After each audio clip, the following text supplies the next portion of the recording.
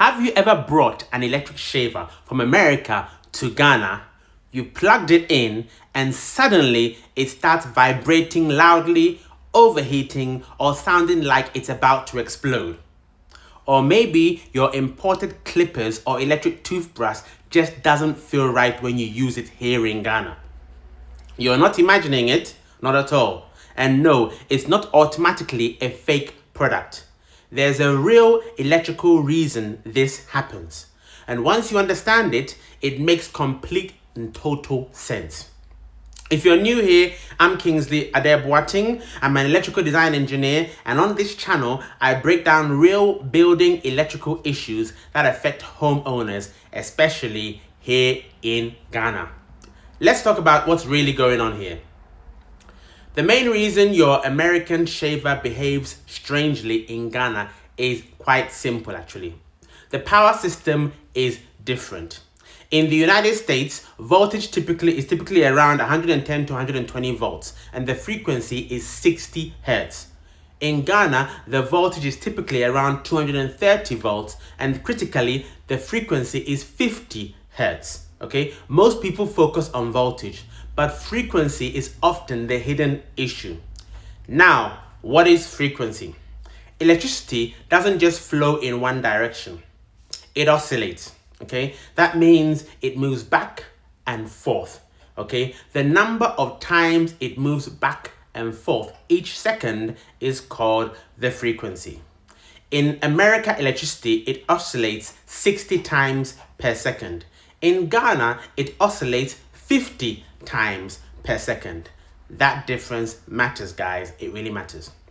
Especially for anything that has a motor inside it. And many electric shavers have small motors inside them. When a motor is designed to run at 60 hertz but is supplied with 50 hertz of power, a few things can happen.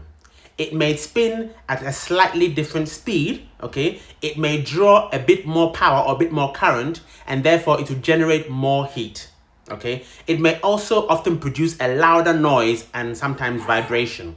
That's why your shaver might feel rougher when using it in Ghana, or even sound louder, or heat up faster than expected, okay? It's not necessarily failing immediately, but it's not operating under its ideal conditions.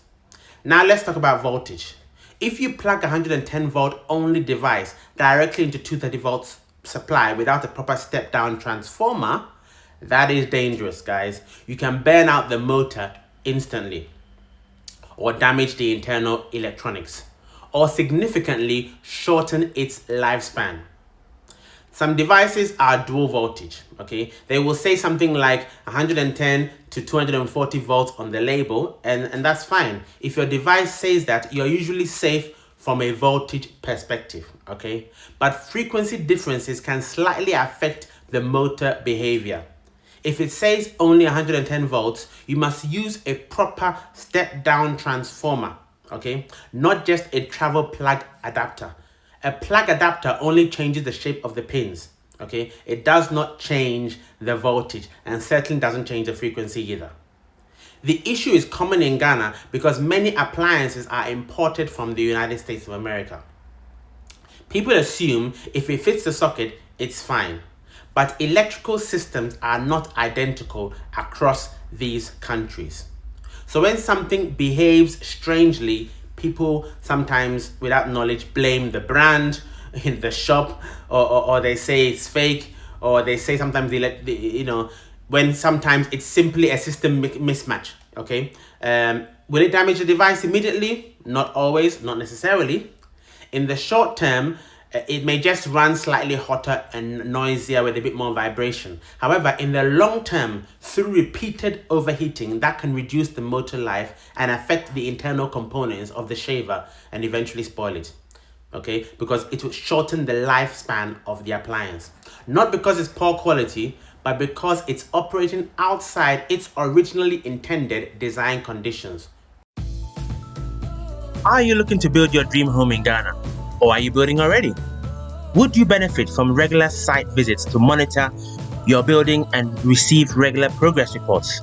Well, if that's the case, and that's you, look no further. Asher and Gad Consultancy at your service. We offer the following services: electrical design, construction monitoring inspections, site progress reports, consultation for all items MEP, witnessing of testing and commissioning, periodic snagging, vetting of specialist subcontractors. We also report site activities to you to hopefully help you spend your money efficiently and much, much more. Get in contact for your building needs. Details on the screen. Asher and Gad Consultancy, making Africa home again, one family at a time.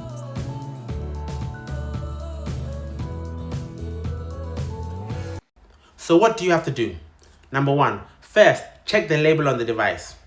Look for the voltage rating. If it says 110 volts only, use a proper step-down transformer in your Ghana installation. If possible, buy dual voltage devices. And for motor-heavy devices, it's often safer to buy versions that are designed for the local power system, ideally. Small differences in electrical design matter more than people realize. If you are using a step-down transformer, ensure it changes the frequency, okay?